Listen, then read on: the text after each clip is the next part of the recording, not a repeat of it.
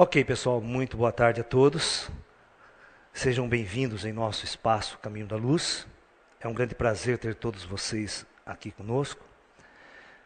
O tema que nós escolhemos para conversar hoje com vocês é sobre o amor aos animais. né? Todo mundo deveria ter, adotar na sua casa um animal de estimação, um cachorro, um gato ou qualquer outro animal. Desde que não seja pássaro preso. E os pássaros têm que ficar soltos na natureza. né? Eu tenho meus bichinhos aqui, que estão há anos comigo. Esse aqui é o Tico. Depois eu vou mostrar o Teco, o irmão dele. É que ele está gandaiando por aí, não pareceu agora para a abertura da palestra. Mas tem a mãe dele, tem a irmãzinha dele também que está por aí. Depois eu pego e eu mostro. À medida que a gente for dando a palestra, eles vão aparecendo. Esse aqui estava com a gente aqui no salão, passando pelos pés de todo mundo. Mas ele é um doce. Ele fica aqui quietinho. Se eu der palestra, conseguir segurar ele no colo, ele não sai daqui a palestra inteira. Ele fica assim, ó. Ele é uma graça. Então, como exemplo da nossa palestra de hoje, que vamos falar sobre o amor aos animais, está aqui o nosso menino, que é o nosso carinho aqui da casa, que é o nosso amor aqui. É os dois irmãozinhos, é o Tico e o Teco. Legal, gente. Vamos lá então. Muito bem. Para nós podermos aprender a amar os animais, porque as pessoas, elas têm uma visão dos animais bastante primitiva. Como se os animais fossem objetos que elas pudessem usar ao seu bel prazer, que elas tivessem todo o direito de matá-los, devorá-los, comê-los em banquetes, em festas. O ser humano é um animal tão ridículo que ele faz as suas festas regada ao sangue dos animais. O que é quando te convidam para um churrasco? Toda a festa do ser humano, o ser humano só sabe fazer churrasco, né? Isso é regar a sua festa ao sabor do sangue dos animais. Vocês são aquele tipo de assassino que pagam para matar. Mas não é você que vai lá, mete a faca, vê o bicho morrer, sangue, vê o porco gritar, o cabrito gritar na hora da morte. Porque vocês não têm coragem de fazer isso. Muitos não têm coragem, então vocês pagam para fazerem isso por vocês. Então o ser humano ele é muito ridículo.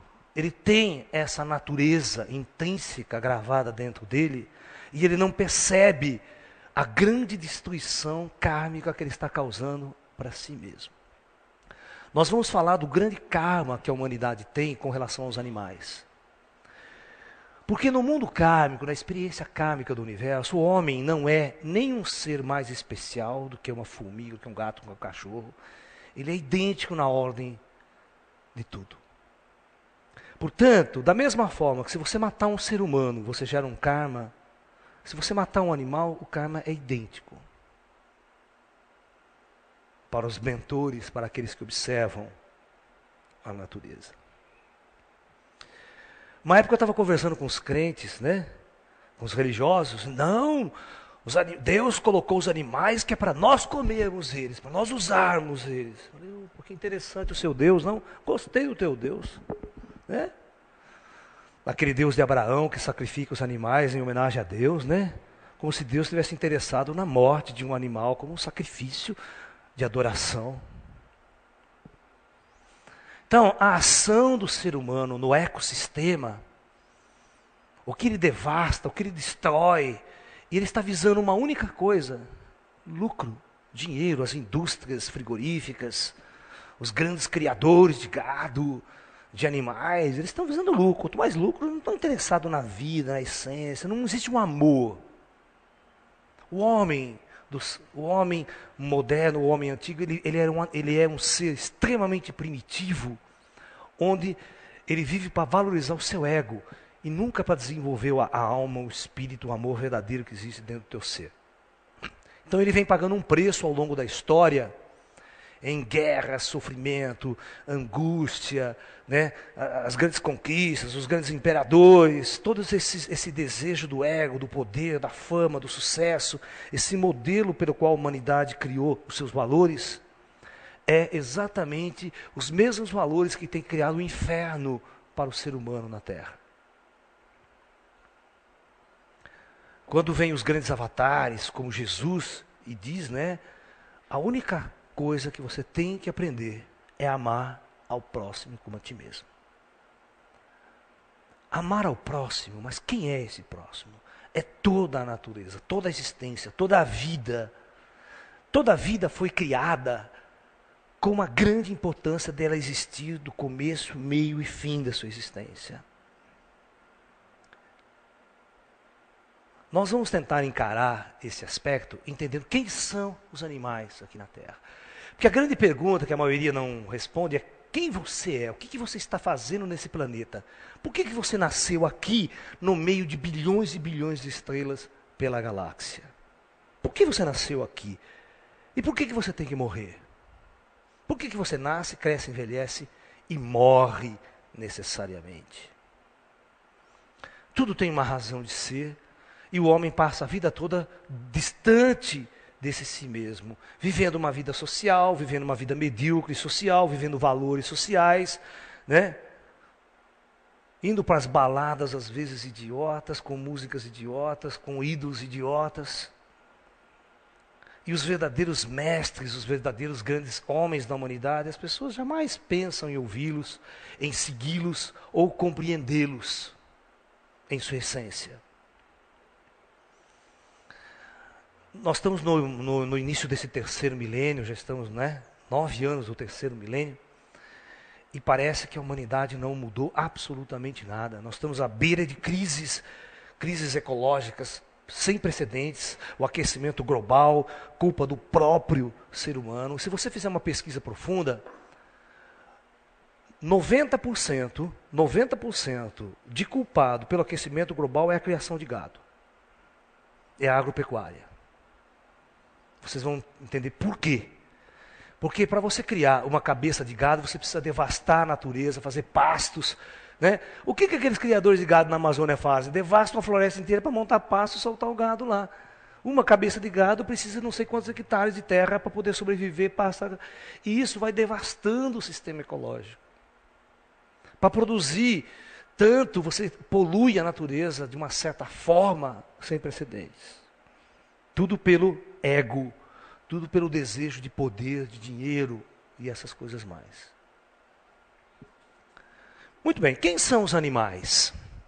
Então nós vamos voltar a falar sobre o projeto Terra. E quem somos nós na jogada? A grande visão tibetana, dos mestres tibetanos, sobre a origem da alma humana, onde eu discuto nesse seminário Projeto Terra, no meu livro também o Projeto Terra, onde, se nós pensarmos o universo, a galáxia como um todo, o grande criador do universo, você pode chamar de Deus, Brahman, o que você quiser, essa energia criadora, ela vai se manifestando a partir da sua própria energia, ela constrói as dimensões, como a gente viu na física quântica, a teoria do campo, o próprio campo se manifesta em todas as coisas. Mas a própria inteligência do universo, pega a parte inteligente do universo, a consciência cósmica, ou a consciência, ela começa a descer aos planos densos da matéria, aos planos densos, através de grandes macroconsciências, de grandes hordas. E essas macroconsciências, elas vão se dividindo e se manifestando em mundos cada vez mais densos. Assim. À medida que essa consciência vai se dividindo e se manifestando em mundos mais densos, até chegar no rio da matéria, onde nós estamos aqui, uma dessas linhagens, uma dessas vertentes que desce é a horda humana. É a forma da consciência humana se manifestar em corpos humanos e viver experiências em planetas, em mundos. Mas a nossa origem, nós nunca nascemos em mundos e planetas. A nossa própria consciência, ela é como se fosse eterna. Ela vem manifestando-se de dimensões superiores. E da mesma forma, numa dessas vertentes, nós temos, manifestando-se na matéria, até no plano astral Terra, a horda dévica. A horda dévica que nós chamamos os seres da natureza, os espíritos da natureza.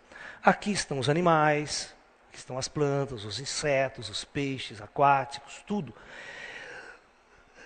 Na verdade, todos são manifestação do próprio ser superior, do próprio Deus. A consciência está manifestada, porque assim, o universo é tão grande, de bilhões e bilhões de estrelas, vocês têm que pensar que o universo tem bilhões de estrelas na nossa galáxia, bilhões de planetas, o universo tem bilhões de galáxias, então a própria divisão, ela é muito grande.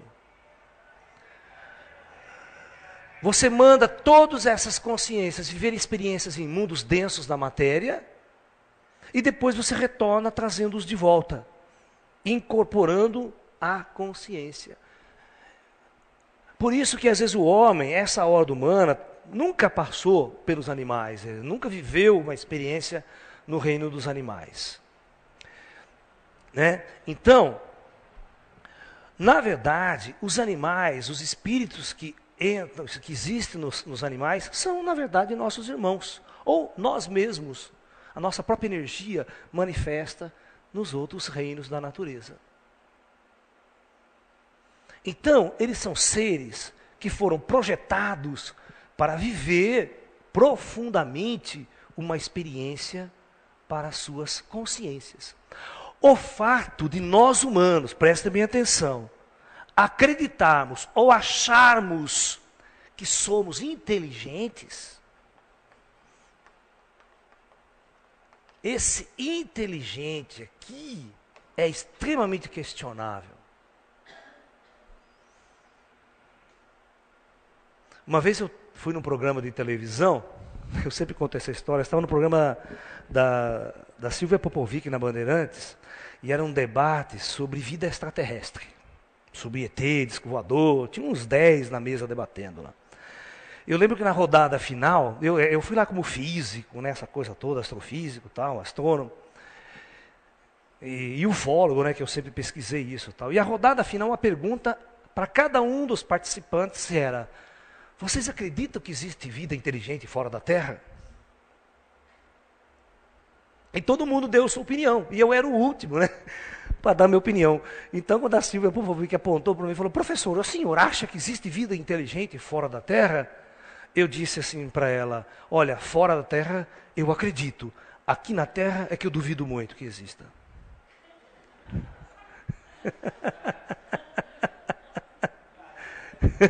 Todo mundo deu risada tal, e fechou o programa, não tem mais tempo para falar nada. Né? Porque o que o homem faz, a jornada, ele constrói cidades horríveis. Uma cidade como São Paulo, como Nova York, como Tóquio, é exatamente o marco de uma imbecilidade, de uma incapacidade, de uma desinteligência tão grande. Mostra seres totalmente desconectados da sua natureza, da natureza cósmica, né? Do campo, da energia na qual ele foi colocado dentro desse ecossistema. Porque o homem é um animal como qualquer outro que deveria estar sintonizado e harmonizado com o ecossistema, com a natureza, com os animais, com as plantas, com os pássaros e tudo mais. Não, ele devastou tudo, construiu esses prédios enormes, se tranca dentro com medo, ergue muros de 10 metros de altura e ficam se matando, se destruindo e passando tédio, aí, depressão, angústia e tal, e sofrimento. Vive à base de remédio, né?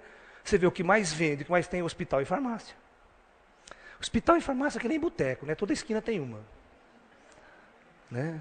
Toda esquina tem uma. Porque o ser humano é um doente, né? Ele é um doente, ele não vive em paz. Ele não é feliz. Ele olha a vida dele e vê que a vida dele é medíocre. Ele acorda de manhã, vou trabalhar, que nem um androide. Vai lá trabalhar para produzir bobagem para um patrão.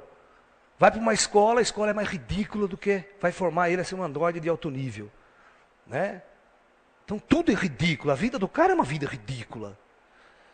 A vida social é uma vida ridícula. Não tem valores nenhum. É só para ganhar dinheiro, para ganhar dinheiro, para ganhar dinheiro. Vou trabalhar, fazer faculdade para ganhar dinheiro, fazer um curso para comprar, depois compro uma casa, subo um muro e fico lá dentro. Casa acha que vai ser feliz, né, coitado? Aí que vem a desgraça. Esse é o modelo social. As pessoas nascem achando que depois de casar vai ser feliz. Eu dou tanta risada. Aí depois aparece um ET no disco voador e olha para baixo e fala, meu Deus do céu, o que eu vim fazer aqui na Terra? É. Então, na ordem evolutiva, aconteceu um aspecto muito interessante. No projeto Terra, os espíritos no astral Terra conhecem a Terra como um projeto. Tá? Então a Terra é composta de duas dimensões. Então, vocês têm que entender basicamente que a Terra nós temos. Deixa eu desenhar melhor, que não está legal isso aqui. Né? Então o que nós chamamos de projeto Terra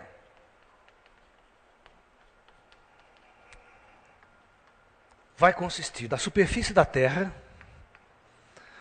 todos os seres encarnados na superfície da Terra, toda a estrutura biológica que existe na superfície da Terra, as plantas, os animais aquáticos, os peixes aquáticos e tudo mais, e uma dimensão superior que nós vamos chamar de plano astral, ou plano espiritual. E acima de tudo isso, uma outra dimensão onde está o comando espiritual da Terra. São as grandes inteligências que prepararam tudo, que construíram tudo. Tá? Mas isso aqui só no planeta Terra. Você vê que o planeta Terra é um nada na galáxia. Em relação ao universo, então, muito menos. De bilhões e bilhões de estrelas, bilhões e bilhões de galáxias. Então, o projeto Terra é um. Todas as almas, tudo que existe na superfície da Terra é razoavelmente artificial. Foram trazidos de fora. Todos nós chegamos vindo de experiências de outros mundos pela galáxia, a nossa alma, não o corpo biológico. Essas inteligências mais avançadas que operam no universo, ou seja, são inteligências que não desceram. Na verdade, à medida que vai dividindo a coisa, vai sendo individualizada a alma. Quanto mais subdividida, menos ela tem consciência, vamos supor, de questões mais avançadas da sua própria natureza. Esses comandos planetários são seres que estão muito próximos da grande inteligência universal. São consciências não individualizadas, são grandes comandos de hordas planetárias. Para vocês entenderem o que é um ET. Às vezes um ET que se manifesta não é uma pessoa como você, não é uma pessoa comum que nem nós. É uma pessoa que tem uma inteligência, uma visão de universo, de vida, de existência, completamente diferente de tudo que você possa imaginar. Né? Então, essas almas são aqui, essas inteligências constroem todas essas cidades astrais, toda uma estrutura para receber essas almas. E essas próprias inteligências aqui, elas constroem esses corpos biológicos. Esses corpos biológicos são roupas, né, fabricadas dentro do equilíbrio desse ecossistema. Esse ecossistema tem um equilíbrio harmônico. Esse corpo biológico tem que ser projetado geneticamente, com biologia avançada, que vai receber uma alma, que vai incorporar uma alma, encarnar uma alma ali, para viver uma experiência para a sua consciência. Tá? Todos nós da ciência sabemos o seguinte, que antes de 40 mil anos atrás, esqueça que não existia nenhum homem avançado na Terra. Vocês veem esses filmes, né, de ficção científica do homem lá no meio dos dinossauros, né, tal. Nunca existiu isso.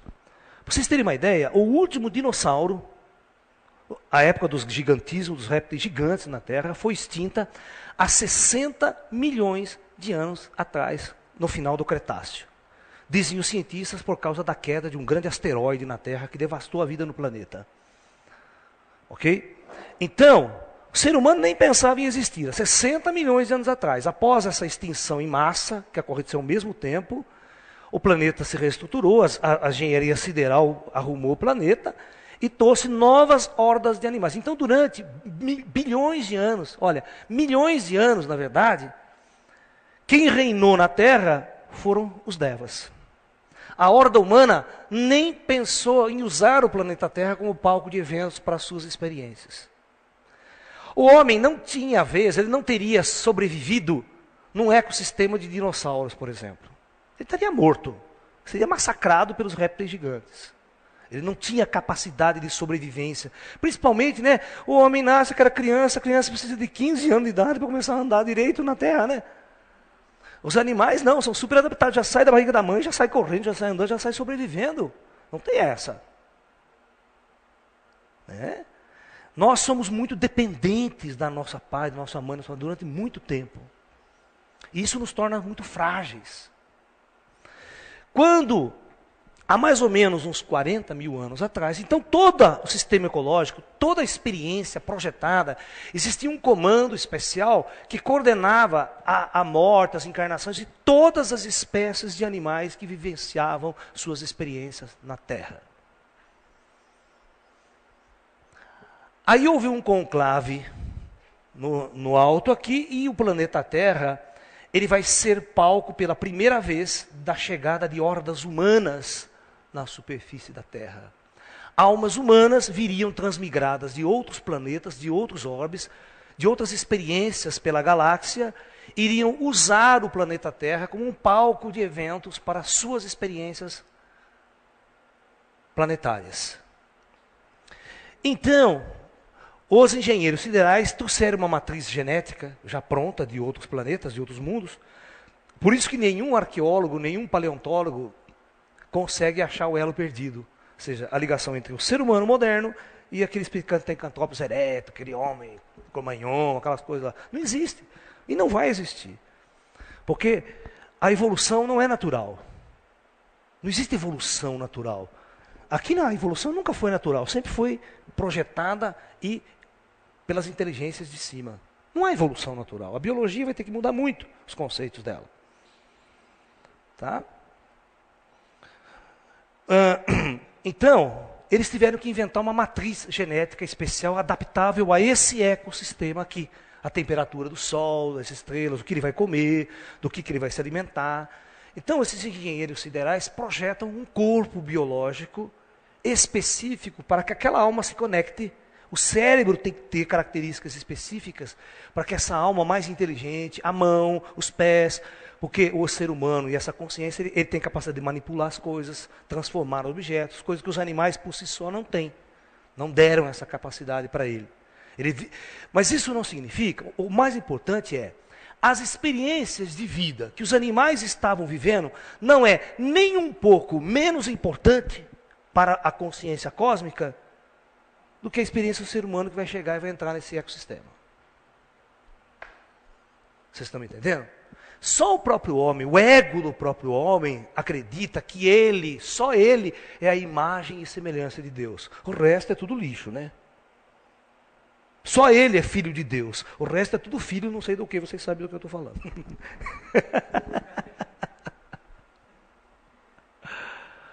Isso é o ego. Né? Você vê nas religiões judaicas, cristãs, aquela velha história, tem aquela velha história da Bíblia, né? O grande erro, né? Deus criou o homem à sua própria imagem e semelhança. Aí vem o mestre e diz, se os animais pensassem, certamente, se as vacas pensassem, certamente seus deuses teriam chifre. Todo mundo puxa a sardinha para o seu lado, né? Constrói a sua própria imagem e semelhança. Mas, aí o mestre Zen diz, esse é o grande erro de vocês. Porque, na verdade, são os próprios homens é que constroem seus deuses à sua própria imagem e semelhança. Ou seja, e do jeito que lhe convém, né? Eu não vou construir um Deus que não me convém, que me impede de fazer aquilo, me impede de fazer aquilo. Então essa é a visão do mundo. Então, à medida que nós vamos acordando para uma consciência maior, vamos percebendo que a coisa não é bem por aí. Que as religiões que existem é uma forma de dominação, uma forma de prender o ser humano, pagar o dízimo e acreditar que está oferecendo uma salvação ainda para o cara, né? Uma bobagem. Então, o ser humano, primeiro, a horda humana chega aqui, preparam-se cidades e as almas ficam aqui esperando um tempo. Aí esses indivíduos preparam corpos biológicos especiais, traz mesmo para de fora, materializa, coloca aqui, ou traz de outros mundos já pré-adaptados, traz, né, coloca aqui na superfície da terra, e essas almas então começam a usar esses corpos. Isso há uns 40 mil anos atrás, no início do que nós chamamos de Projeto Terra na fase humana. E esse indivíduo vive e morre quando esse corpo biológico não tem mais condições de manter a alma ali, e a alma sai, retorna para o seu lugar de origem, vai conversar com todo mundo. Só que isso é um projeto muito bem organizado, estruturado, preparado. Vocês têm que perguntar quem é que transportou pelo espaço interestelar essas almas, né? Quem é que organizou toda a vida, tal. O problema é que a maior parte do ser humano está com amnésia, ninguém se lembra de nada. Está aqui, de onde eu vim, onde eu vou, o que eu estou fazendo aqui? Mas perdido que segue em tiroteio, né? Mas quando o ser humano começa a acordar, começa a abrir a sua terceira visão, começa a ver os espíritos, falar com os mortos, perceber que não tem ninguém morto, ninguém morreu. Como Jesus sempre dizia, conhece a ti mesmo e você vai conhecer a Deus. Por quê? Quando você volta para dentro, você conecta com a sua alma, com essa. Você percebe que você é Deus, está conectado com Deus. Mas quando você tem essa visão superior, você percebe também que este ser aqui também está conectado com Deus. E aí você passa a encará-lo de uma forma completamente diferente. E da mesma forma, você passa a encarar o teu irmão aqui, humano, de uma forma completamente diferente. Você não encara como inimigo, como alguém que você tem que usar, escravizar, certo? Como os ingleses, os americanos, os ocidentais faziam com os negros africanos, né? Escravizavam, usavam como se fossem objetos, animais. Os negros eram animais, não eram seres humanos. E os religiosos, para, vamos dizer assim, autorizar a escravidão dos negros africanos, né? Diziam que os negros não tinham alma. Eles eram animais, não têm alma. Pode escravizar à vontade. Da mesma forma, ele faz isso com os animais. Os animais não têm alma, pode usar à vontade, pode matar, comer, está aí para vocês fazer festa. Ou seja, uma consciência extremamente primitiva dessa ordem. E essa consciência que eu estou mostrando é uma consciência mais tibetana, mais cosmogônica, mais integrada, numa síntese maior. E é que os grandes mestres, os grandes contatados com inteligências extraterrestres, ufológicas, estão trazendo essa nova consciência para a humanidade. Olha lá. Então, essa manifestação, essa chegada dessa nova horda, vai fazer uma mudança profunda no projeto Terra. Aqui teve que ter um conclave entre os devas, entre essa horda dos mestres dévicos, que coordenam a descida dos animais, dos seres vivos todos, e a horda humana. Tá?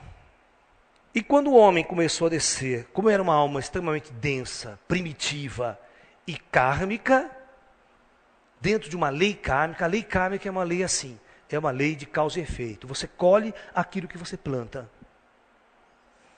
E, nesta lei kármica, você não vai se lembrar da sua natureza espiritual. Então, os engenheiros siderais, eles programam um bloqueio genético no seu cérebro aqui, que você não se lembra das suas vidas anteriores, das suas reencarnações anteriores.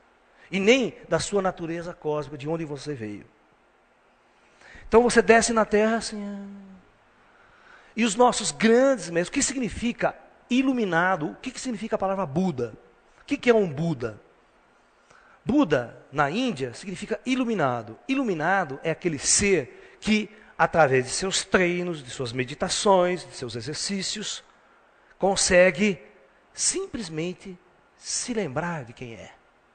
Conectar com o seu eu superior, com a sua memória que está aí, ó, dentro de cada um de nós. Está a lembrança de todas as encarnações passadas, está a lembrança que entre uma encarnação e outra, eu passo 50, 100, 100, 120, 150 anos aqui no mundo espiritual, para depois viver a próxima encarnação. Tá? Então eu tenho uma memória dentro de mim, eu tenho um conhecimento dentro de mim, que eu só preciso acessar, mais nada. Nós temos que aprender que nós não somos isso que a sociedade disse que nós somos. Nós temos que aprender a voltar dentro de nós, como Jesus dizia, como Buda nos ensinava, como os grandes mestres nos ensinavam, que na hora que você retornar para dentro de você, você vai descobrir um ser tão cósmico, tão universal, tão poderoso. Aí você vai entender o que significa amar. Porque hoje, vocês não sabem amar, vocês se apaixonam. E paixão é uma doença. Todos vocês sabem que quando estão apaixonados, estão doentes, ficam loucos, neuróticos, desesperados, não dormem de noite, e quer matar, e quer destruir, e quer brigar, e tem ciúmes, e quer possessivo, e quer dominar, quer botar argola no dedo, é minha, é meu. Deixe de serem idiotas. Vocês não possuem nada nesse mundo, nem o corpo de vocês e de vocês. Nós carregamos um corpo que não sabemos como ele funciona. Ele é tão sofisticado, de uma engenharia tão avançada, que você não sabe absolutamente nada como ele funciona. Você só usa ele, você é um usuário. Isso é um presente dado pelas inteligências superiores para a nossa alma viver uma experiência. Nós estamos usando um corpo avançadíssimo, nós temos que cuidar dele com amor, com carinho, não prejudicar, destruir. E a nossa ignorância de nós mesmos e nossa essência cósmica faz com que a gente viva essa vida medíocre na sociedade, né? Que a gente acredita que vamos ser felizes. Ô Lula, todo político acredita que você vai ser feliz quando tiver um emprego, tiver uma casinha, ganhar aquele salário michuruca, pagar suas contas, você vai ser feliz. Aí você arruma uma mulher, uma família, nossa senhora, uma beleza. Está realizado como ser. Não tem mais nada para você fazer na vida, viu? Por isso que os velhos, quando aposentam, ficam na praça jogando baralho, não tem porra nenhuma para fazer. Não tem nenhum objetivo superior para fazer na vida. Ele foi um androide, foi uma máquina que trabalhou numa indústria a vida inteira para ganhar aquele salário de trouxa. Um androide programado pelo sistema. E ele não sabe que existe tudo isso aqui no universo para ele conquistar. Que está dentro dele. Ele vai jogar baralho na praça mesmo, para a morte chegar, né? Uma vida medíocre, uma vida idiota, que não serve para nada. Não tem utilidade nenhuma. Ninguém vai lembrar que ele existiu na Terra. É diferente dos grandes mestres, dos grandes avatares, que todo mundo se lembra até hoje o que esses caras fizeram, o que esses caras falaram, o que esses caras ensinaram para a humanidade. Porque eles mostravam uma vertente, eles mostravam uma direção completamente diferente para o homem, para o ser humano.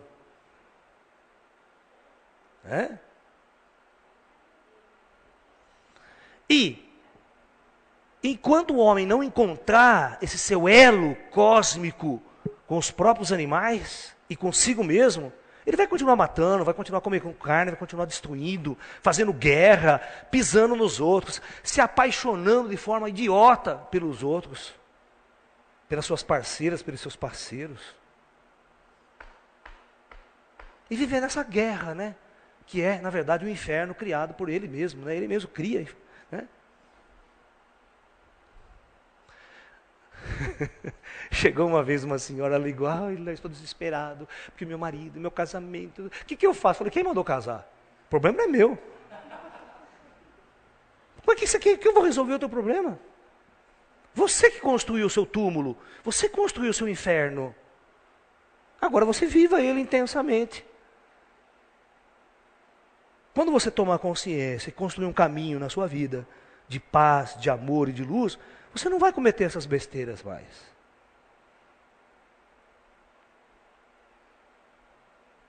Laércio, estou com uma artrose no joelho, não consigo andar, nada cura, nenhum remédio. Claro, quantos animais você matou? Quanto você comeu? Quanto você destruiu? Está carregando toda essa energia deles em você. Essa dor, esse sofrimento que você causou, você vai carregar em você, é uma coisa que vem. Se nós estamos conectados com tudo, naquele tecido do campo cósmico, qualquer ação que você faz de dor, de sofrimento, porque um animal, cara, ele sente tanta dor e sofre tanto quanto você. Quando você vê um cão que é atropelado, quando você vê alguém que dá veneno para um animal, que o animal fica com o estômago, eu falo para o cara, você envenenou esse animal, não envenenou? Portanto, no dia da sua morte, você vai morrer com câncer no estômago, você vai ficar sofrendo durante meses antes de morrer, que é o karma que você vai resgatar. Porque você não sabe o mal que você causa, a dor que você causa. Como ela está no mesmo tecido, o animal está no mesmo tecido cósmico que você, A lei faz com que essa energia retorne para você mesmo.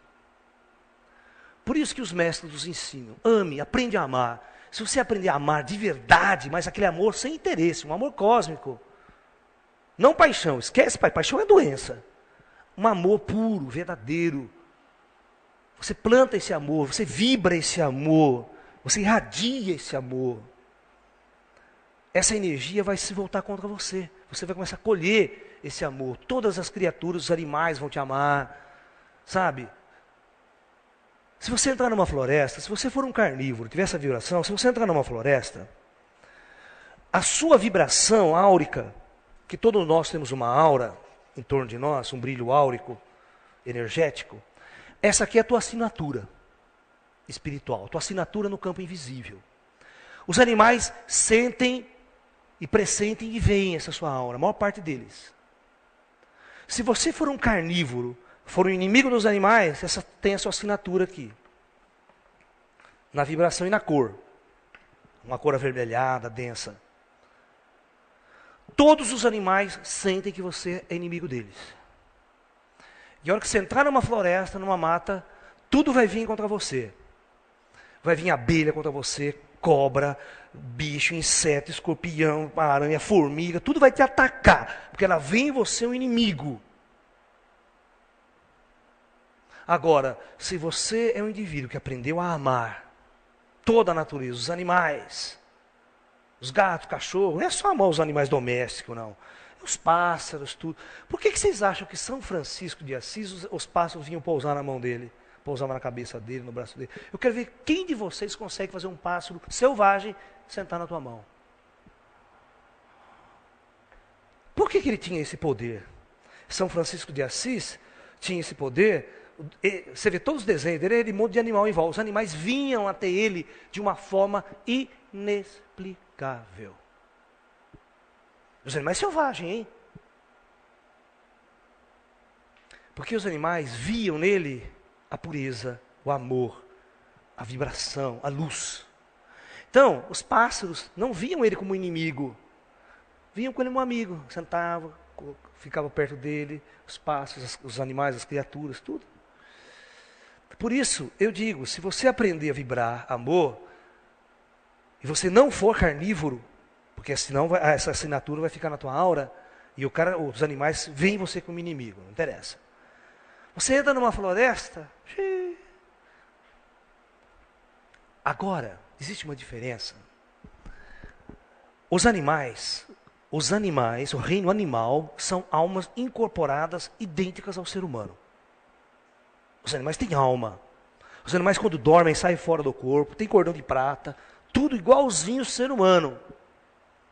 Eu tinha um gato siamês, que era o meu xodó também, só uns 20 anos atrás. Eu tinha um espaço holístico como esse em Campinas, uma escola zen, que eu tenho escola já há mais de 35 anos. Tá?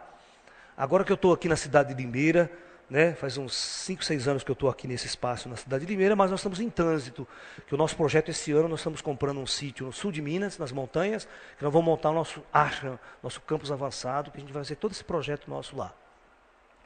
Eu tinha um gato siamês que ele chamava Fong. Esse também era igual a esse pretinho aí.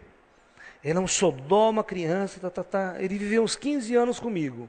E todos os dias ele dormia na minha cama, certo? No vão das minhas pernas, ou do lado do meu corpo, ou até na barriga. Aí ele morreu. Mas vocês acreditam que durante 1 ano, esse gato não saiu da minha cama? Todas as noites ele voltava a dormir na minha cama em espírito. Até que ele vai se acostumando a viver no mundo espiritual, porque não tem mais essas barreiras físicas, né? Ele vai se afastando, e aí ele se envolve com todo o reino e acaba não voltando mais onde você está. Os próprios devas vai levando, conduzindo eles para outras linhas, né?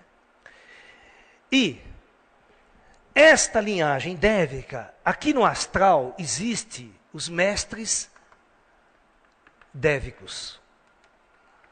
Esses mestres dévicos são seres que evoluíram, ascensionaram na linhagem dos animais.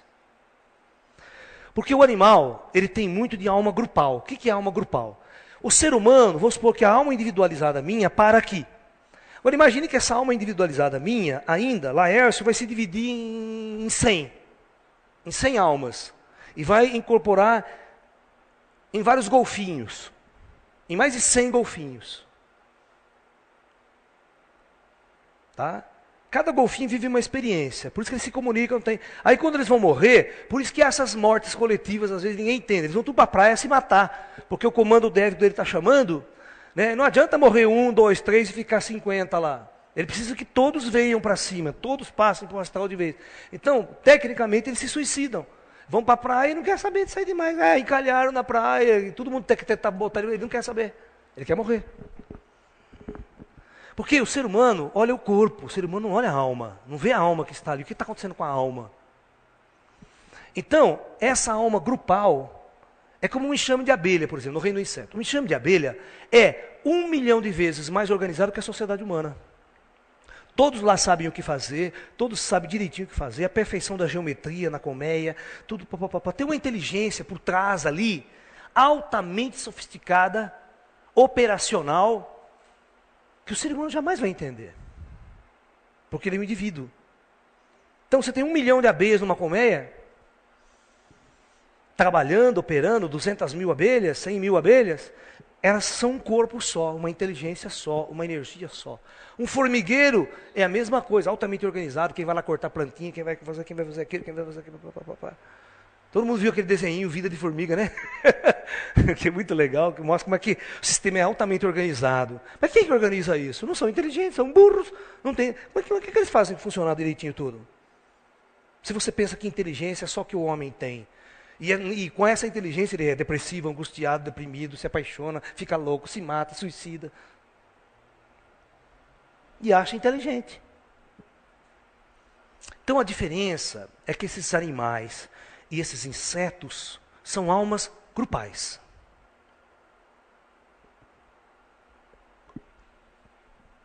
Eles se dividem mesmo em milhares para poder viver experiências, cumprir uma experiência e retornar para o plano. Mas aqui esses mestres são muito inteligentes. E às vezes se você olhá-los ou tiver um contato com eles, você assusta, porque eles não são humanos. Você vai pensar que é um ET estranho, um bicho esquisito. Se você entrar numa floresta, por exemplo, e se for bom vidente, você vai ver os espíritos da natureza, que o pessoal chama de duende, fadas, gnomos, isso, aquilo. Mas são seres, são almas. Mas são muito diferentes do ser humano, porque eles são almas do reino dos animais e das plantas. Aí eu vou falar das plantas para vocês, que tipo de vida. Porque a planta, ela não tem a alma incorporada. Porque imagina uma alma chegar ali 100 anos numa sequoia, né? Não ia dar certo, né? 2.000 anos numa sequoia ali parada. Não há alma que aguente, né? Esperando morrer para desencarnar. Então, no reino do vegetal, o projeto foi diferente. Porque, na verdade, é claro que esses caras são inteligentes. Quando ele coloca uma forma de vida aqui, ele sabe que ela tem que comer para sobreviver. Faz parte da experiência biológica. Então eles também colocam o que ela vai comer. No caso do ser humano, o ser humano foi projetado, os dentes, o aparelho digestivo, tudo foi projetado para o homem comer fruta. Fruta, grãos, cereais, fruta. Ele não tem nenhum programa genético para comer carne. Tá?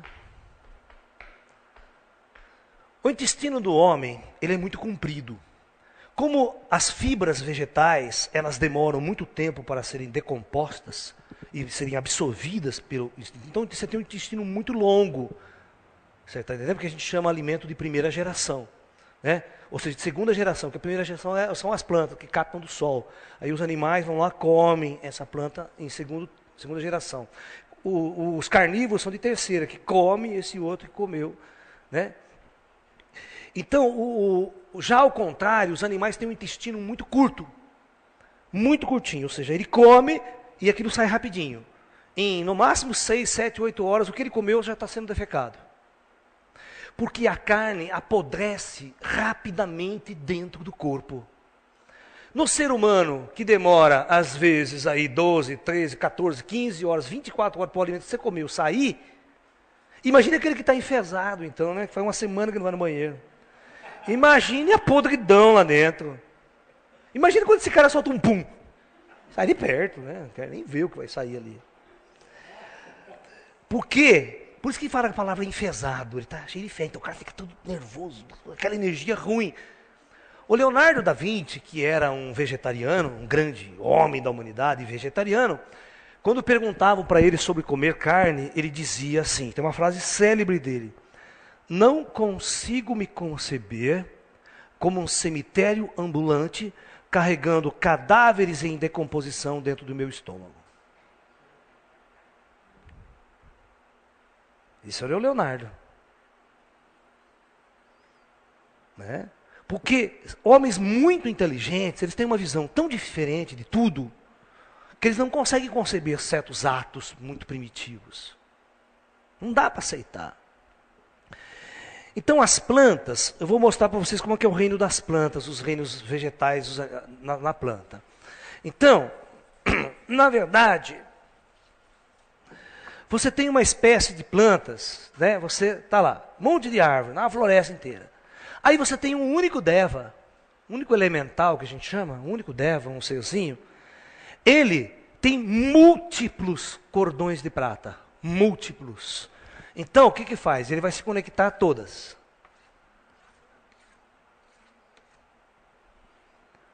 Embora ele esteja ali, ele está andando na floresta, ele está vivendo uma outra realidade, está conectado. Essas árvores são raízes, onde ele conecta energia, conecta vibração. Ele tem uma experiência de sensibilidade diferente. As plantas não têm a mesma sensibilidade que a gente tem. No entanto, se você vai aprender, e hoje está provado por experiência científica, se você pegar uma planta, meter um som de rock pesado nela, ela morre 2 dias depois. Aquela vibração ela não aguenta. Agora você bota uma música suave, uma música clássica, uma música new age, ela cresce bonita, leve. Isso é experiência já provada, já feita em laboratório. Certo tipo de vibração, aquela forma de vida não suporta. Porque, na verdade, quem está controlando a evolução, por isso, se você amar, se você chegar com a tua planta, conversa com a tua planta, dá amor, dá carinho para ela, você vai ver que esse ser aqui, ele é inteligente, viu? Ele é muito inteligente, ele está recebendo. Portanto, se você vai... E outra, esses seres, às vezes, eles são... Se você entrar numa floresta, for bom vidente, você entra numa floresta, a primeira reação dele é correr, eles correm tudo de você. Porque eles acham que você é bicho. Aí se você senta, acende uma fogueira ou faz uma meditação, numa clareira assim na floresta, você vê que eles botam uma carinha no meio das árvores lá. Fica tudo assim. Já viu aqueles gatinhos selvagens? Para você conquistar ele demora semanas, para você chegar perto de você, para você dar comidinha para ele, passar a mãozinha nele. É a mesma coisa. Eles ficam lá. Eu sempre faço isso, para você ganhar a confiança desses seres da natureza. Aí quando eles começam a se aproximar, eles vêm perto de você. Se você fizer um gesto, eles correm. Mas aí, se você passar uma semana ali, eles ficam todo tempo com você e sobem no teu colo. E daí você dorme, eles deitam do teu lado. E corre. E um bando. Um bando. São os devas, são os elementais. Eles ficam teus amigos. Mas você não sabe falar com ele, porque ele não fala a tua língua. É gestos, é sentimento. Ele vai captar os seus sentimentos, suas emoções.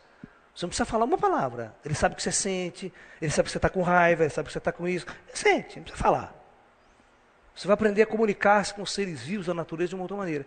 E seres da floresta, da natureza, que cuidam das plantas. Por isso, às vezes, se você apanhar um fruto da árvore, você não está matando ninguém para comer. Sabe, se você apanhar uma folha para comer, de um alface, não está destruindo.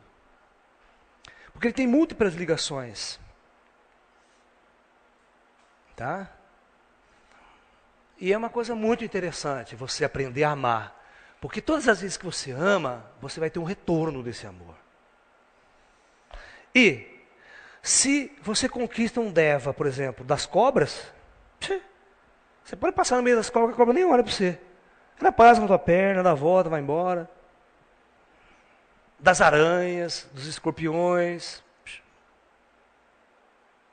Você tem que tomar cuidado quando entra numa floresta, porque ele é o ambiente é deles. Você não pode chegar com um facão já e dar porrada, cortando, chutando o mato, sai da frente, sabe? Não, você tem que entrar harmônico e tal. Nosso mestre disse que o verdadeiro sábio entra numa floresta como um tigre. E sai da floresta como um tigre. O tigre é aquele animal que ele entra numa floresta, você nem escuta ele andando. Ele vai contornando, não quebra um galho, vai virando, tal. É bem Tai Chi, esse é o exemplo do Tai Chi Chuan. E sai do outro lado da floresta sem quebrar um único galho. Tal é a suavidade e a leveza como ele se movimenta. Né? O ser humano tem que ser assim também. Quando ele vai nas cachoeiras, joga lixo, e joga isso, e joga cerveja. Olha, você vai nas cachoeiras, cara, para começo de conversa, todo mundo fumando maconha e todo mundo bêbado. Gatinho de cerveja, e pinga, e vinho. Os caras vão na cachoeira, vão curtir a natureza. Bêbado, caindo aos pedaços. Como é que esse Deus vai encarar esse corno? Como é que esses elementais vão ver esse animal que está chegando ali? É óbvio que vai ver com péssimos olhos. Né? Você não tem nenhuma relação de amor com a natureza.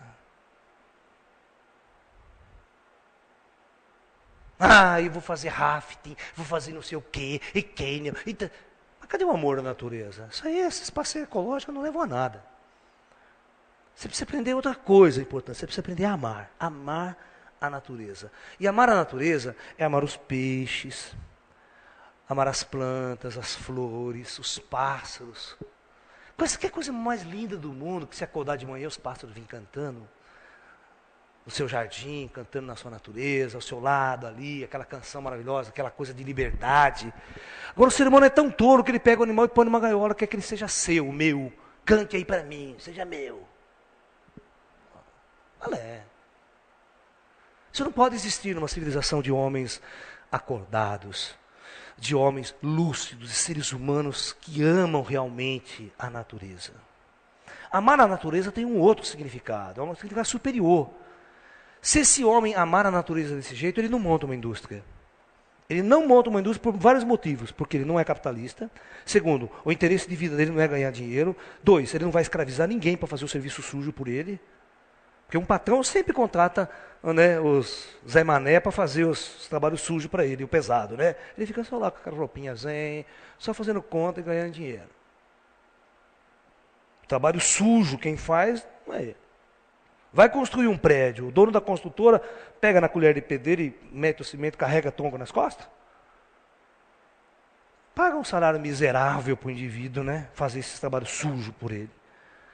Por isso, um homem que ama a natureza, ele não vê diferença nos animais. Eu vou contar uma história para vocês de um mestre Shaolin, um grande mestre Shaolin. O mosteiro Shaolin era um mosteiro na China de homens iluminados, de grandes mestres nos séculos passados, que tinham uma visão da natureza extremamente diferente, extremamente avançada. Uma das características do mestre iluminado é ter as marcas do tigre e do dragão no braço, em Shaolin, que mostrava que ele tinha transcendido. É um homem que lembrou-se de tudo isso aqui, lembra as suas vidas passadas.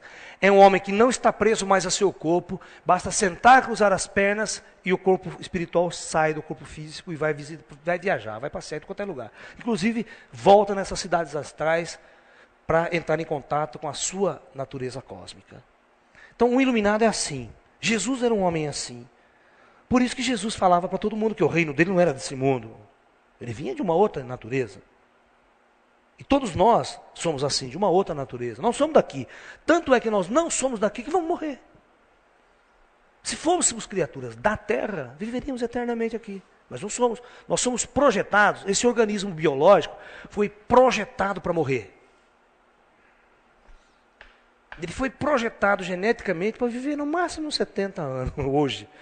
Com toda a nossa medicina que dá uma recalchutada. Mas se você pegar 200, 300 na Idade Média, ninguém passava de 40 anos, cara. Passou de 40 anos era um milagre. Não é verdade? Então, um corpo projetado para viver uma experiência curta aqui. Isso significa que nós não somos daqui. Então, não adianta se apegar às coisas daqui. Não adianta.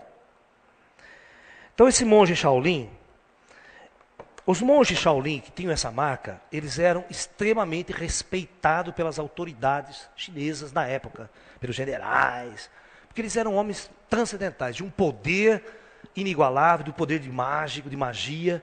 Não vão confundir mágico com magia, são duas coisas diferentes. Mago e mágico são duas coisas diferentes. Eu vou explicar isso na palestra lá sobre magia.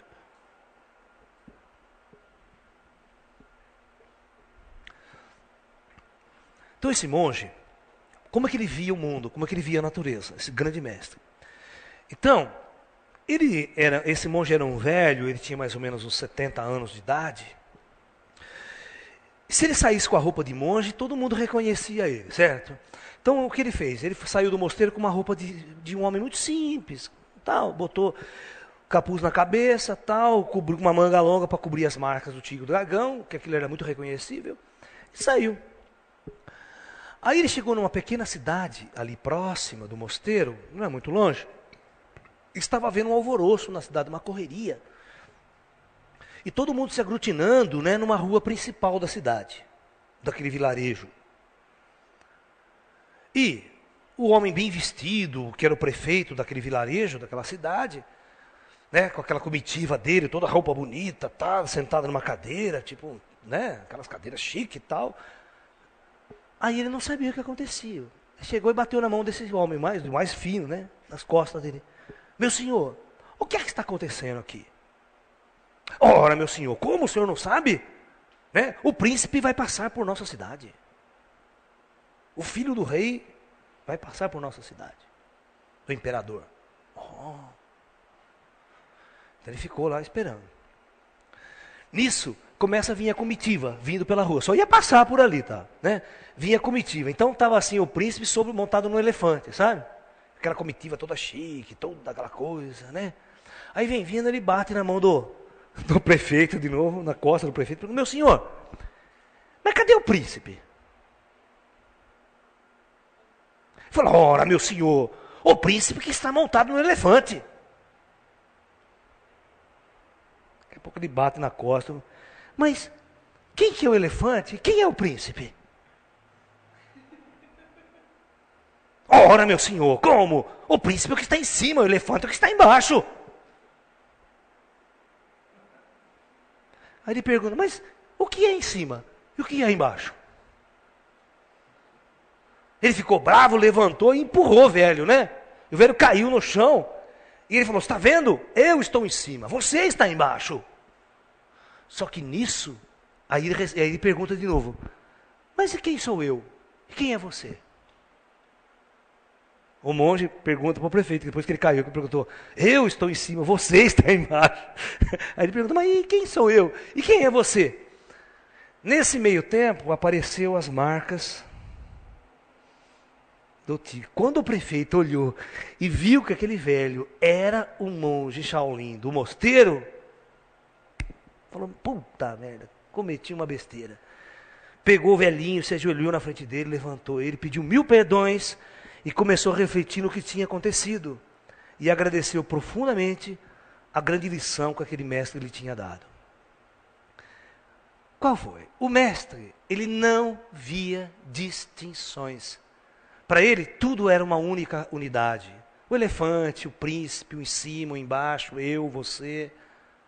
Somos uma unidade. Ninguém é superior, melhor do que ninguém. Só um monge com esse nível de consciência e de amor cósmico para ver tudo isso. E ensinar aquele prefeito daquela forma. Um universo sem distinções, onde você não distingue as coisas. Isso é o grande ensinamento taoísta, né? Da filosofia taoísta, da filosofia budista, dos grandes mestres da China, do Tibete.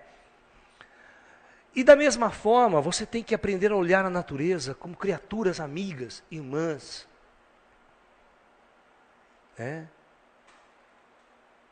O que eu quero fazer nesse nosso ashram lá, nós vamos ter todo tipo de animal solto em volta da casa. É gato, cachorro, é porquinho, é cabritinha, é bicho da natureza, tudo ali, lagarto, tal. E todos eles com nome de gente. Porque eles são pessoas. Eles são nossos irmãos de escola. vamos colocar assim, coleguinhas de escola.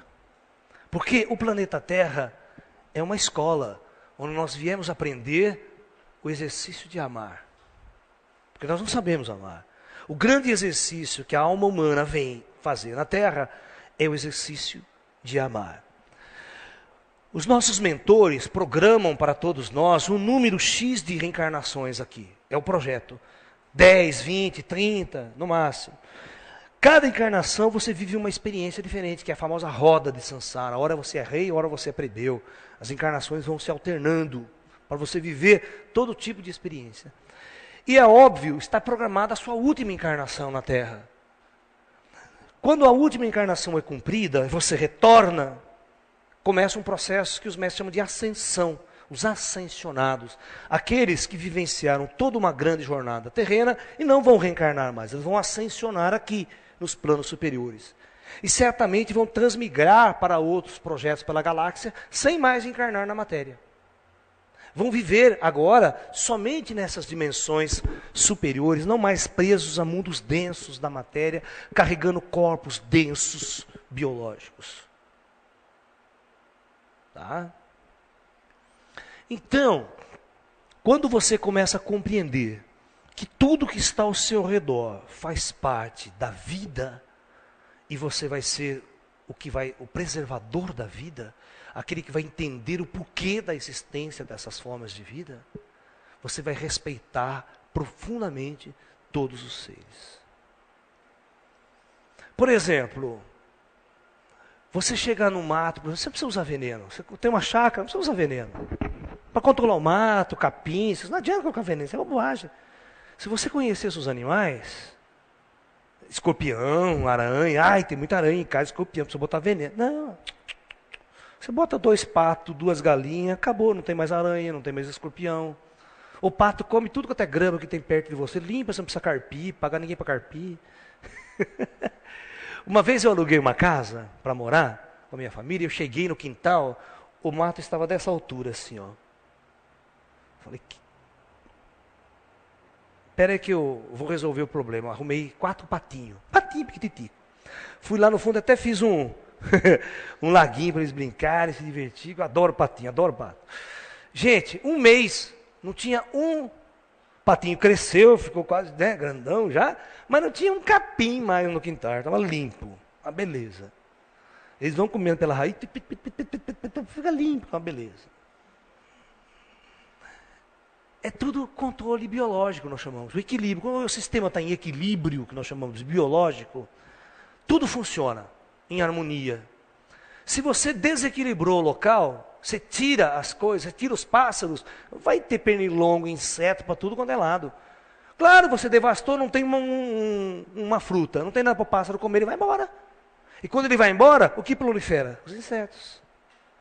O sistema fica desequilibrado. O sítio vai ter que plantar mamão, plantar fruta, e não é para você comer.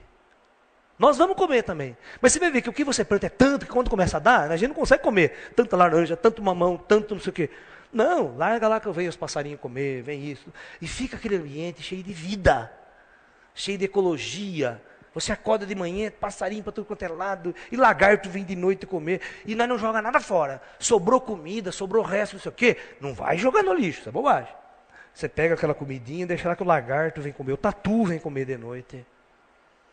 Nós tínhamos um tatu no nosso sítio que chamava Jefferson. Ele era desse tamanho assim. Era o Jefferson, E o lagarto, tinha um lagarto tão desse tamanho que era o Wilbur. Wilbur. Era o nosso lagarto. Tudo tinha nome. Né? E nós dava comida pro Wilbur. O tatu chegava, estava tão acostumado quando ele entrava dentro da cozinha, assim. Para buscar a comida dele da noite. E os sapos, então? Sapaiada, tudo ali, né? Comia os bichinhos da noite, dentro da luz, tal, tudo aquele equilíbrio, aquele sistema em harmonia. O que você não pode, agora você pega um veneno e joga ali, você mata todo mundo, mata a cadeia inteira. Ai, mas tá cheio de rato, bota um gato. Vê se aqui em casa, você pode procurar, não tem uma barata no chão, não tem rato, não tem aranha, não tem nada, os gatos não deixam nada, eles vão brincando, eles limpam tudo, eles criam o equilíbrio do sistema, uma harmonia. E todo o amor que você dá, a natureza, como ela é inteligente, como tudo é um ser inteligente por trás, tem um sentimento. Quando você vibra esse amor, todas as criaturas sentem esse amor. Todos os seres sentem. Agora, se você está de mau humor, já acorda chutando o cachorro, já acorda, abre a janela, puta que merda de chuva, que merda de dia, já acorda assim, meu filho. Ninguém vai gostar de você, você não vai arrumar namoradas, que pressa, vai arrumar encrenca. Porque você é uma merda, né? Você é um poço de lixo. Você vai querer atrair o quê para sua vida? Os animais não querem nem ver você. Cheira, capaz de... O gato joga a terra em cima. Né? Cachorro cheira, você sai correndo. Porque ele não sente uma vibração de amor em você. Ele vai morder mesmo. Ele olha, já chega e já passa latindo, né? Já não gosta de você. Porque se você tiver uma vibração muito boa, o cachorro já cheira você, já quer brincar, já quer rolar, já quer ser seu amigo. Tá? E os animais da natureza, ele é muito engraçado, se chama de selvagem, né? Os animais. Não, é que eu falo para você, eu tinha sítio, sempre tive sítio, né? Esse do Wilbur, eles vinham dentro de casa, você começava até quase a passar a mão no tatu, brincar, eles ficavam da família.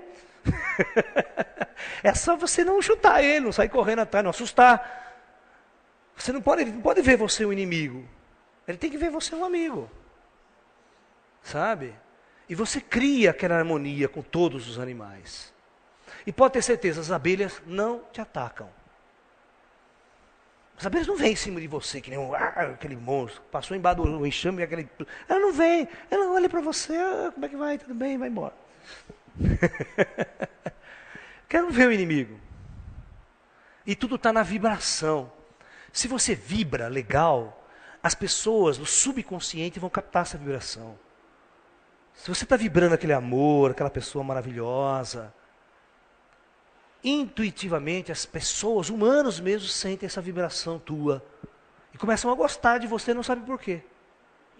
Começam a sentir bem perto de você, quer te abraçar, quer ficar ao teu lado, quer te ouvir, sabe? As pessoas gostam, mas se você já é aquela pessoa depressiva, neurótica, doente, já acorda de manhã de mal com a vida, meu filho, óbvio, o que você vai atrair? Isso chama lei da atração. Quem já assistiu o filme, né, sobre a lei da atração, sobre o segredo, né? Você vai ver o que você vai atrair na sua vida. Você vai atrair a neurose, o conflito, pessoas que estão vibrando essa mesma neurose que você. Aí imagine 2 neuróticos juntos, que beleza de vida que vai ser, né? E ainda resolve casar, né? Uma vida maravilhosa, de harmonia, de paz.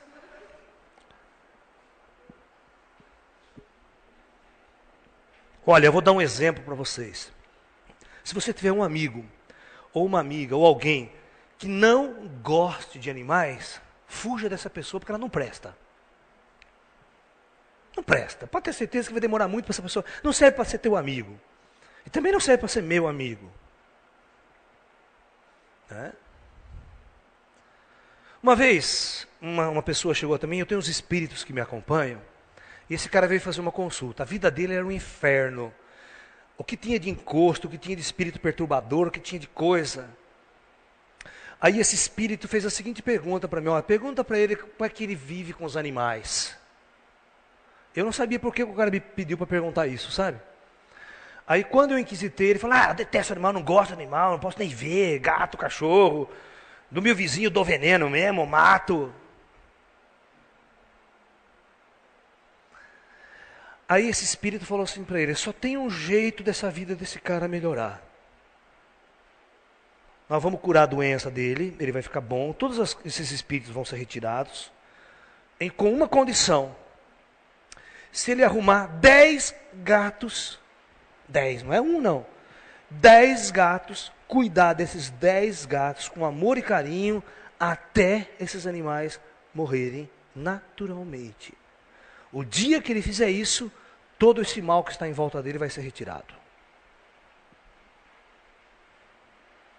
Caso contrário, ele vai passar o resto da vida dele sofrendo esse caos. Porque foi ele que plantou isso. Ele tem que reverter isso com amor, não tem jeito. E o karma dele é direto com os animais até. Se ele não resgatar, pode esquecer. E eu falei isso pro cara. Você acha que o cara fez?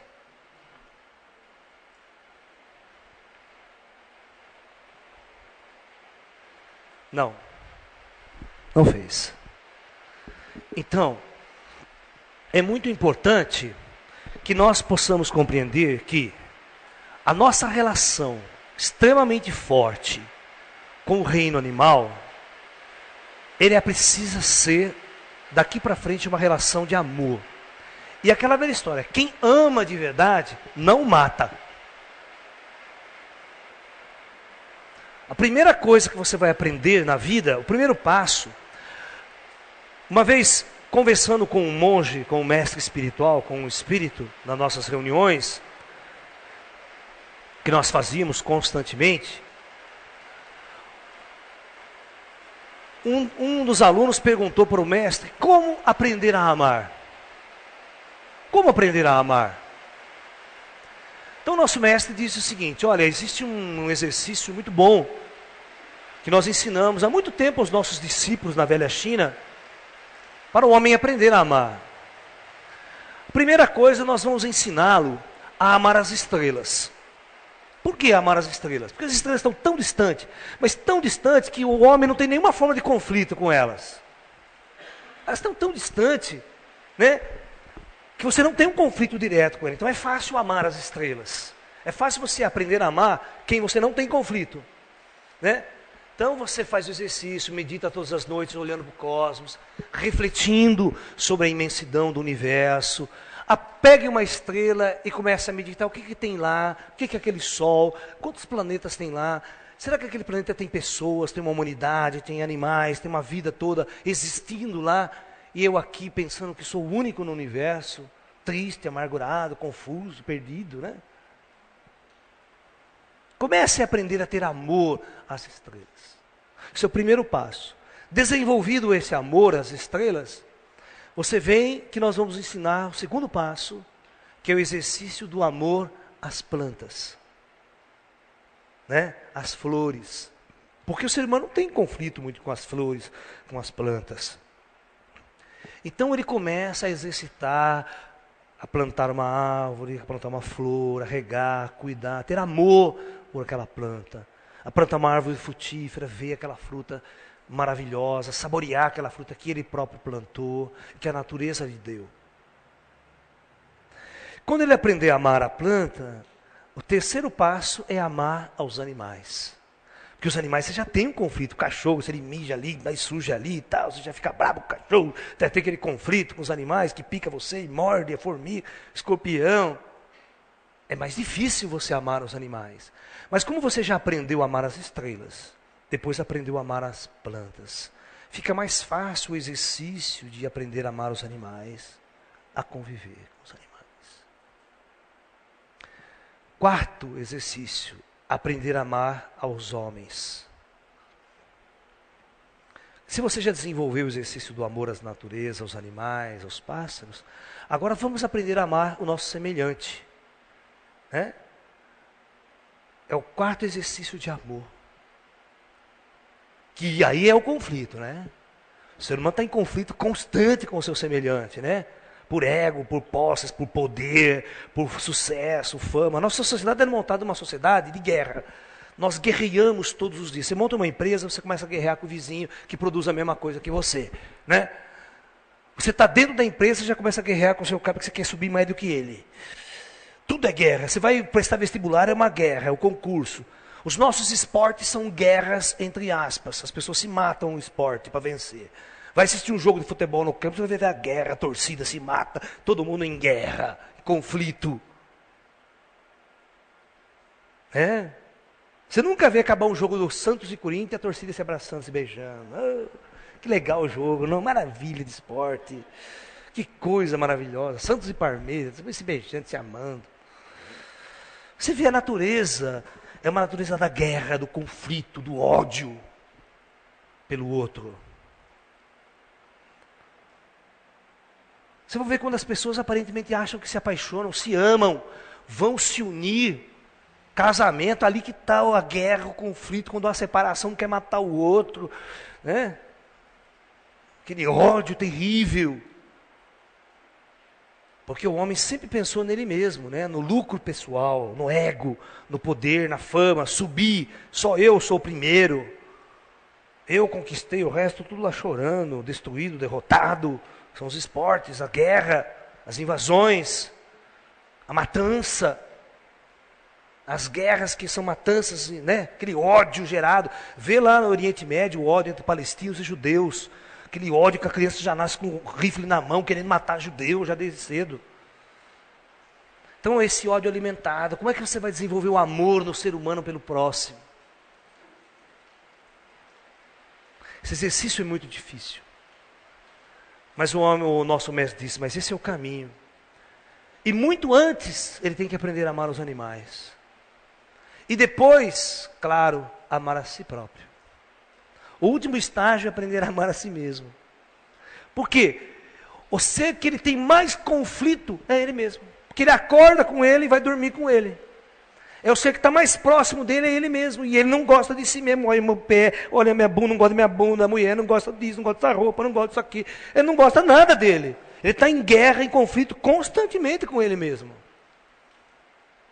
Não gosta da minha vida, não gosta da minha mãe, não gosta do meu pai, não gosta da minha casa, não gosta, sabe? Não gosta de nada, ele não gosta nada dele. Portanto, o que ele faz? É sair dele o tempo todo. O tempo todo ele não quer ficar com ele. Liga um rádio, liga um som alto, quero passear, quero ir para balada, porque eu preciso sair, não posso ficar. Porque se eu ficar comigo mesmo, é o caos. E a droga? Por que o cara usa droga? Usa droga porque ele não quer ficar com ele mesmo. Ele quer sair, quer que a mente dele viaje para outro lugar. Porque ele não suporta conviver com ele mesmo. Por isso os nossos mestres fazem o contrário. No primeiro exercício, senta, cruza as pernas e vão meditar. Vão ficar, vão voltar para dentro, vão ficar com você. É você o seu maior inimigo. É você que você precisa derrotar. É você que você precisa domar. O amor tem que brotar aí dentro desse inferno que é você.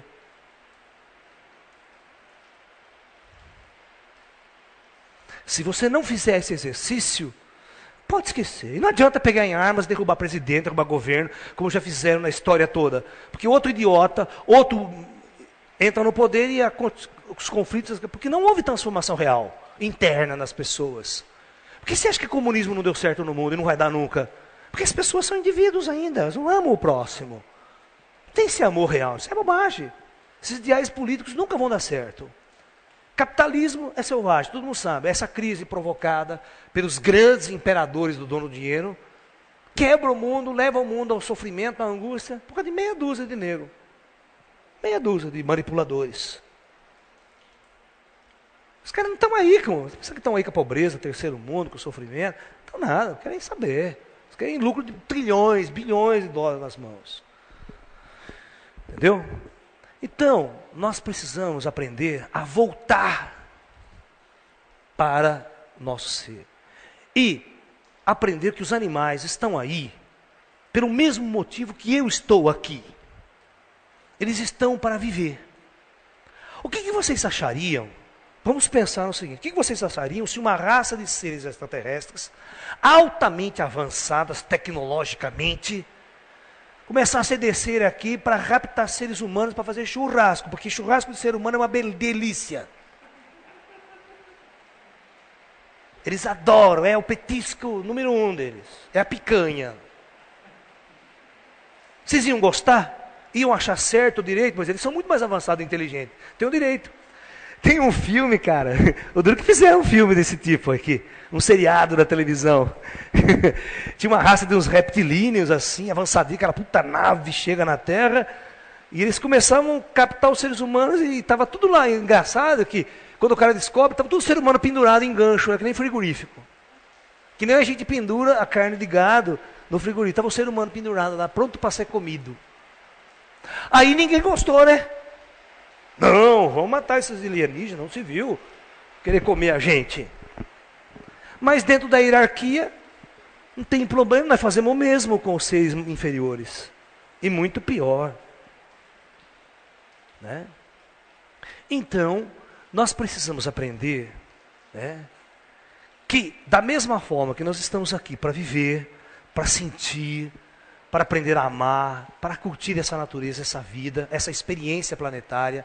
Nesse corpo que nós recebemos, os animais tiveram essa mesma diretividade.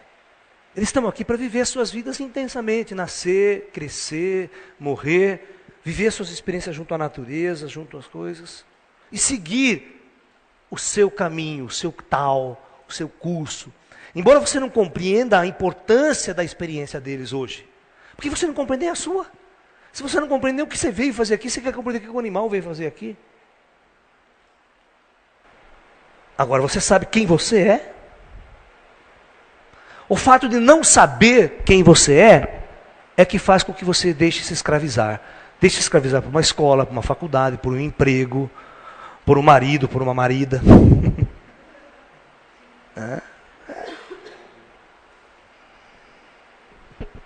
Pega o meu menininho aí, acha os meus 2 meninos.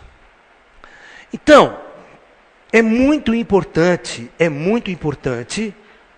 que nós aprendamos o exercício de amar aos animais. Porque eles são criaturas, dentro da sua própria natureza, dentro do seu próprio caminho, para ser compreendido por nós. Nós temos que entender o que é que um gato faz, o que é que um cachorro. Não adianta você querer que o gato seja igual a você, não vai ser. Você não vai pegar um tigre e querer que o tigre seja igual do jeito que você quer. Não, ele é um tigre. Ele tem a natureza dele, ele tem o jeito dele ser, o jeito dele viver. Você tem que amar ele desse jeito, do jeito que ele é. Entendeu? Os animais, cada animal que você observa, é engraçado que os monges Shaolin, eles tinham uma ligação muito grande com a natureza e viviam nas montanhas e tal.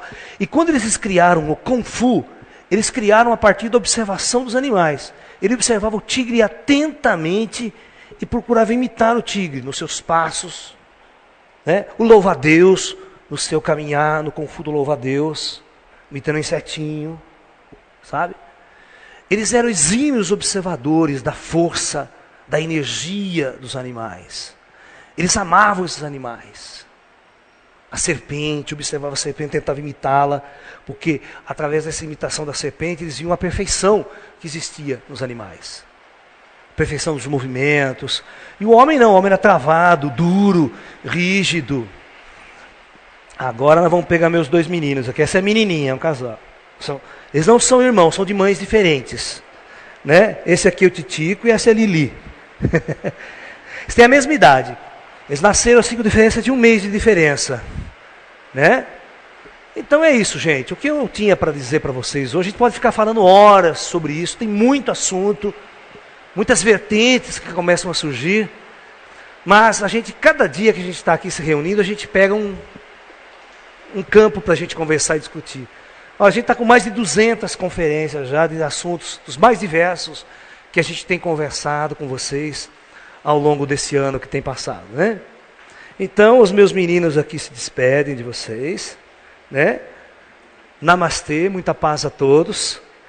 E amem os animais. Façam o exercício de amar todos os animais. Aprendam a conviver com ele.